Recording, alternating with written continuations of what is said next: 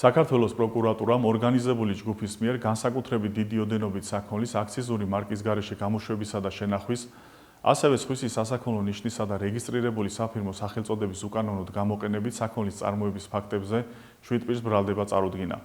ფინანსთა სამინისტროს საგამოძიებო სამსახურის მიერ ჩატარებული გამოძიებით დადგინდა, რომ ბრალდებულებმა 2022 წლიდან ფინანსური სარგებლის უკანონოდ მიღების მიზნით ჩამოაყალიბეს ორგანიზებული დანაშაულებრივი ჯგუფი. ჯგუფის წევრების განზრახვა მოიცავდა აქციზურ მარკას დაქვემდებარებული განსაკუთრებით დიდი ოდენობით ღირებულების ალკოჰოლური სასმელების დამზადება შენახვას და მისი შემდგომი რეალიზაციით მატერიალური სარგებლის მიღებას.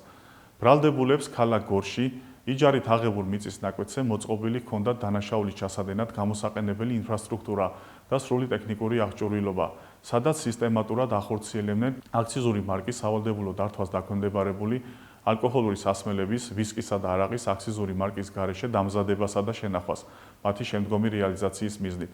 დამზადებული ალკოჰოლური სასმელების რეალიზაციის გასამარტივებლად და უფრო მეტი სარგებლის მისაღებად ჯგუფის წევრები იყენებდნენ სხვადასხვა ცნობილი უცხოური ბრენდების დასახელებას და სასაქონლო ნიშნებს.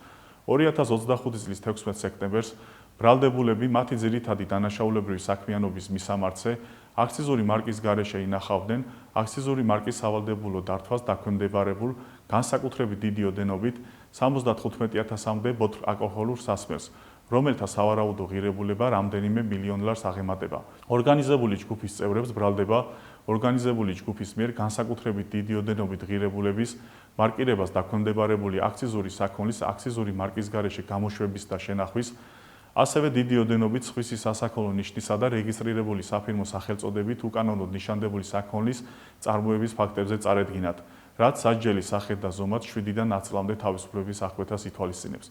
პროკურატურა 7-ვე ბრალდებულის მიმართ აღკვეთის ღონისძიების სახით პატიმრობის გამოყენების შუამდგომლობით სასამართლოს კანონით დადგენილ ვადაში მიმართავს.